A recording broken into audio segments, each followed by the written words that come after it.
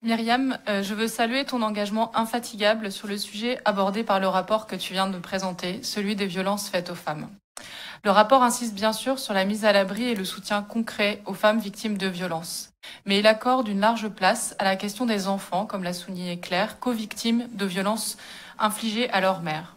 Ce rapport évoque aussi la question de la prostitution des mineurs, dont le développement inquiète toutes les personnes qui travaillent auprès d'enfants et qui touche bien sûr en majorité les plus vulnérables. C'est un sujet qui est identifié à tous les étages de l'aide sociale à l'enfance et qui fait l'objet d'une mobilisation claire des services du département. Je voudrais ici prendre un instant pour aborder plus particulièrement la question des violences physiques et sexuelles commises par des adultes sur les enfants. Prendre un instant parce que ce sujet a trop longtemps fait l'objet de déni et que l'évoquer dans nos institutions contribue certainement au changement et à la prise de conscience en cours. En effet, en prolongement de la prise de conscience du caractère massif des violences faites aux femmes, on regarde de plus en plus celles que subissent les enfants. La plupart du temps incestueuses, ces agressions sont encore considérées à travers un imaginaire daté, celui du pervers en imperméable qui distribuerait des enfants des bonbons à la sortie des classes, celui du serial killer. La pédocriminalité, y compris incestueuse, est un sujet qui a longtemps été ignoré et fait l'objet d'un déni. Mais c'est un sujet qui commence à poindre dans le débat public. C'est notamment le rapport Sauvé, rendu en octobre 2021, qui estime que depuis plus de 70 ans, plus de 330 000 mineurs auraient été victimes d'abus sexuels dans l'Église. C'est plus récemment le rapport de la Civise, commission indépendante sur l'inceste et les violences sexuelles faites aux enfants, piloté par le juge Durand, qui a recueilli plus de 30 000 témoignages et a estimé que 160 000 enfants sont victimes chaque année de violences sexuelles. La littérature fait aussi vigie avec les publications du consentement de Vanessa Springora, de la Familia Grande de Camilla Kouchner il y a quelques années, de Tristes tigres de Neige Sino plus récemment. L'œuvre d'une vie écrite et filmée par Christine Angot, le combat enclenché par Judith Godrèche il y a quelques mois et tant d'autres témoignages que je ne vais pas énumérer et qui cherchent à faire comprendre à la société qu'il ne s'agit pas seulement de se mettre à l'écart des monstres, mais bien d'ouvrir les portes des placards secrets. La protection des enfants contre le viol et les atteintes sexuelles a donc connu des progrès récents.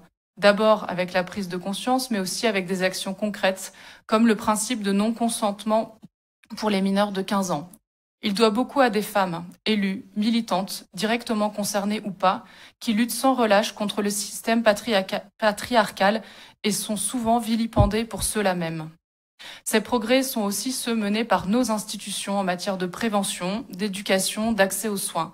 Ce sont les actions du département qui répondent complètement à ces missions de protection et de soutien lorsqu'il se mobilise en prévention auprès des personnes victimes de violences patriarcales. C'est notamment un travail mené dans l'ensemble des services sociaux, dont la PMI ou la formation des assistantes maternelles qui peuvent prévenir et détecter. Auprès des collégiennes et collégiens pour protéger les victimes et leur venir en aide dans la mesure de nos compétences et en attendant que l'État se décide enfin à financer un service de médecine scolaire à la hauteur des besoins. À travers l'Observatoire départemental des violences faites aux femmes, avec le dispositif d'accueil et de protection des mères et enfants co-victimes, via l'aide sociale à l'enfance, bien sûr, qui s'occupe des enfants victimes retirés à la garde de leurs parents et qui doit aussi protéger les enfants des proxénètes et pédocriminels. Je profite d'ailleurs de cette intervention pour faire part de mon immense respect et de mon admiration pour les professionnels en charge du traitement des informations préoccupantes. Leur travail, comme celui de toute la protection de l'enfance, est salutaire, même s'il leur impose de se confronter à l'atrocité. Je conclurai cette intervention par cette citation du juge Édouard Durand.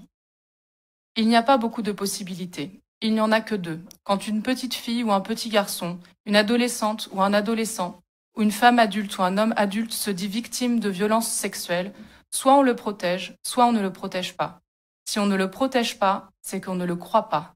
Croire la personne qui dénonce des violences, voilà ce qu'il faut faire.